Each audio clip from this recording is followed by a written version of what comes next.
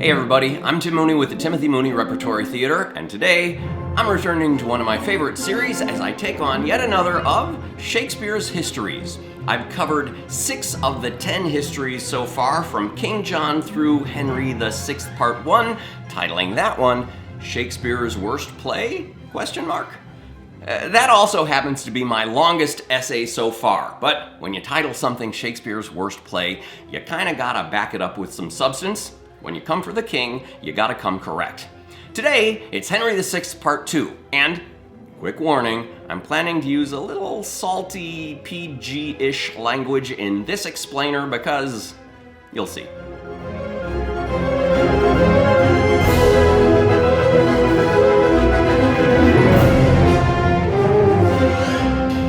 I know there are a lot of people out there who somehow find Shakespeare's plays irrelevant. And that disinterest extends even more to Shakespeare's histories, and perhaps to an extreme extent when it comes to the middle play from Shakespeare's only trilogy, Henry VI Part 2. How could there possibly be anything there of significance to us?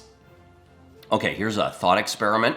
As briefly as I can, let me tell you the story of Henry VI Part 2 without using any names. See if this rings a bell. An unqualified and incapable leader is occupying the highest office of a great nation. From his position at the center of all power, people of importance, riches, and connection are drawn to him, often fighting amongst themselves to enjoy the wealth and high regard that radiate out from the center of influence and decision-making.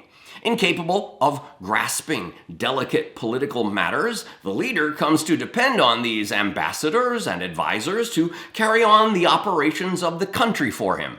As these many protectors come and go, the nation staggers, often drunkenly from one policy to another, sometimes frozen by indecision as lives are lost, international partnerships ruined, and disastrous foreign policies enacted. Impulsive decisions take effect before cooler heads with a clearer vision of historical precedent or political balance can prevail. The public at large grows dissatisfied as wages plummet, the aristocracy grows bloated, and justice is dispensed unevenly. Questions surrounding the legitimacy of the leader stir an unease among the public, and many of the dissatisfied find themselves sucked into factions. Rude, anti-intellectual bullies take up arms and storm the very seat of national power. Alarmed by this sudden uprising, the government retreats from the National Assembly as a mob of ruffians take up brief residence in the capital, making a crude mockery of the very operations of the government itself, until such time as the assembled army can retake the capital, drive the ruffians out, and come to grips with the disastrous fallout of chaos and destruction. Sound familiar? So let's look at how Shakespeare tells this story. Quote, "The Duke yet lives that Henry shall depose, but him outlive and die a violent death." This ominous prediction is incanted amid a seance during Act 1 and begs the question, which duke will depose Henry? And how shall that duke outlive him but die a violent death? Or it may be begging a different question depending on which words you emphasize. Which duke will Henry depose, and how shall Henry yet outlive him and die a violent death? Shakespeare is clearly suggesting something is rotten in the state of England. At each stage of this play, Henry VI is shown to be weak and ineffectual. He seems utterly incapable of resolving disputes that flare up around him, in continual need of some form of protector to tend to the interests of the state, letting somebody else handle the king's business for him. Of course, given that Henry became king when he was only 9 months old, the need for a proxy or protector was obvious. But Henry is 24 now and still seems to look upon governance through the eyes of a child.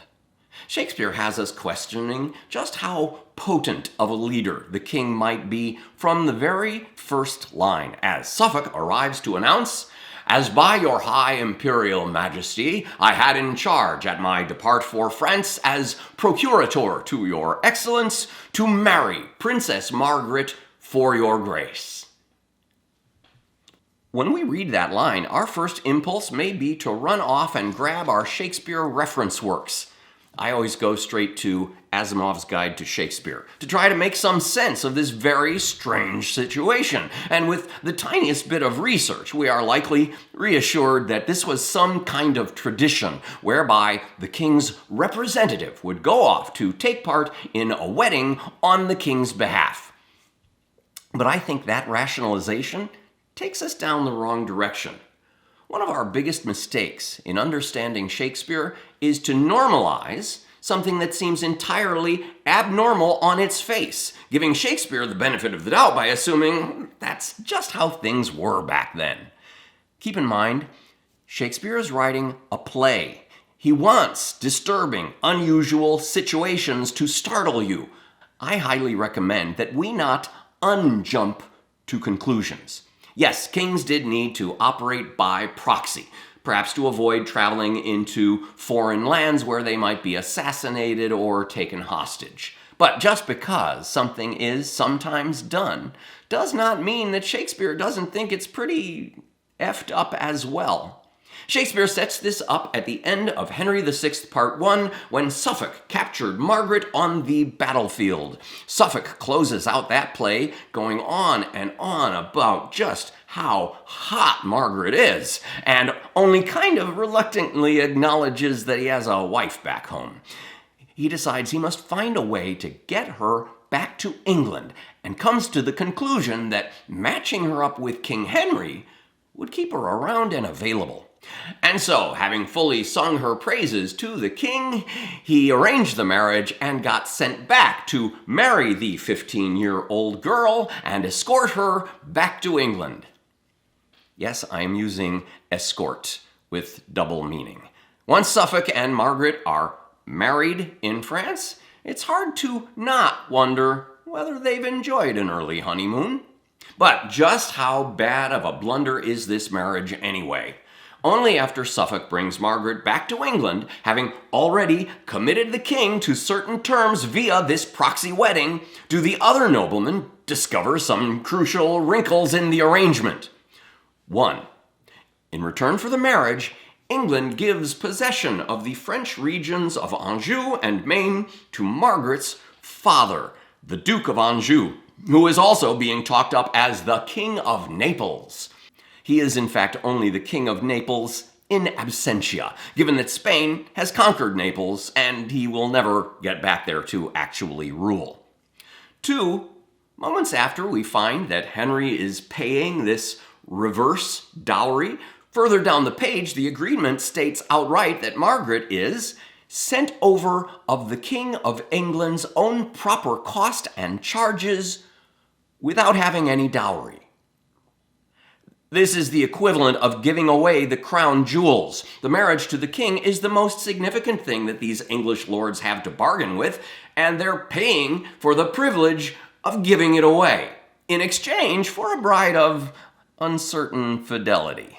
Perhaps the best demonstration of Henry's unfitness is that he seems to have no idea that this is an issue. He immediately rewards Suffolk for this great accomplishment by making him a duke. A promotion for the man who has totally screwed the pooch on this deal. It is, of course, convenient to have someone else to blame all of England's failures on, and the Elizabethan audience is probably happy to assume that it was Margaret who Suffolked all this up. In point of fact, England was losing the war in France, and Suffolk was negotiating a peace treaty already. Marriage to Margaret was a convenient way to secure territories that were slipping away already. But the bungled agreement takes some responsibility off of Queen Elizabeth's ancestors, so Shakespeare can't seem to let off slagging Henry's queen every chance he gets. More importantly, while Henry may be married, he has yet no child who might inherit the crown, and until he does, some 8 years from now, everyone around him is going to weigh in on who ought to be king next. It so happens that the Duke of York has a theoretical better claim to the crown, as he is great-grandson to King Edward III's third son, Clarence, while Henry is great-grandson to that same king's fourth son, John of Gaunt. It also happens that, like Henry, the Duke of Somerset is descended from that same fourth son, John of Gaunt, by way of a subsequent wife who was not quite yet his wife at that time. And so these two, York and Somerset, engage throughout the play in an elaborate dance of promoting their own right to the throne while being extremely careful to not get caught doing so. For, regardless of the legal niceties, the kingship is largely finders keepers, and as long as the current king is crowned, this would be treason. And yet, while the main conflict of this trilogy, the War of the Roses, largely swings on whether the White Rose Yorks or the Red Rose Somersets have the next shot at the throne, other interests are in play surrounding them. Gloucester, as Henry's uncle, is technically next in line to the throne, even though he is from the previous generation and highly unlikely to outlive young Henry. While Gloucester seems to be one of the only virtuous and loyal characters in this whole play, his wife has been plotting for her husband, and of course, Margaret, the not yet mother of Henry's heir, is very conscious that a sudden change in the heir would find Gloucester's wife supplanting her as queen, which draws another battle line between the two of them. In her attempt to foretell whether her husband will become king, Gloucester's wife is caught running a seance, the same one that predicted, "The Duke yet lives, that Henry shall depose, but him outlive, and die a violent death." That kind of language gets Gloucester's wife sent into exile, while Gloucester himself, the loyal protector who has been keeping the country safe all of these years, must relinquish his protectorship. There follows a scene in which York draws his brother-in-law Richard, the Earl of Salisbury, and his son, also Richard, the Earl of Warwick, collectively known as the Nevilles. I know it's confusing. All of these people seem to have first names, surnames, and royal titles. And since royal titles pass to new lords, earls, and dukes when the owners die, sometimes a Warwick or a Salisbury in one history play is not the same as in the next, and sometimes Shakespeare himself may forget, misread, or combine one lord with the next one who inherits the title. Or maybe he's just trying to make it less confusing to you, which is all, not even to mention that there are a lot of Richards, in this play. Please, just assume that I'm giving you the easiest name to remember, and you can figure out the details later. Anyway, York tells these Richard Nevilles, Salisbury and Warwick, of his descent from King Edward III, going so far as to declare himself as the rightful king. Major events happen in quick succession. They took much longer in real life. Amid his great troubles with his wife sentenced and his protectorship gone, Gloucester is summoned to a parliament where he is accused and attacked on all sides, first by Margaret and then by almost everyone else who gangs up on him to blow his slightest perceived flaw up into a full-blown treasonous scandal. Almost as if he sent emails from the wrong server, leading them all to descend upon him, chanting, "Lock him up." While much of this play can be seen as an elaborate standoff between York and Somerset, White Rose and Red Rose, respectively, there are several other lords who will join one faction or another, and each of them seem to have a slightly different self-interest in play, sometimes forging agreement with others on their same team, even while plotting their own play for a power move down the line. Just keep in mind, it's really one big cluster. Since so many of them are acting in their own self-interest, they don't all fall consistently into one team or another. In this case, however, since Gloucester stands between everybody and the throne, Almost all of them have their knives out for him. Henry allows Gloucester to be arrested, convinced that his great protector will easily prove his innocence, while Gloucester is not so sure. Somerset arrives to announce that all of King Henry's territories in France have been lost. Seemingly every time Somerset is sent to tend to the interest of state, he bungles it. And messengers report that Ireland has been roused to shake off England's rule. The English lords assign York, much more capable than Somerset, to put down the Irish rebellion. York agrees, granting that they send an army along with him. And alone, York informs the audience that with an army at his disposal, he will eventually return to take England for himself. First, leaving behind a rebel, Jack Cade, to stir a revolt in his absence. The next morning, Suffolk announces that Gloucester has died in his sleep. And King Henry accuses Suffolk, the most rabid of Gloucester's challengers, of murdering him.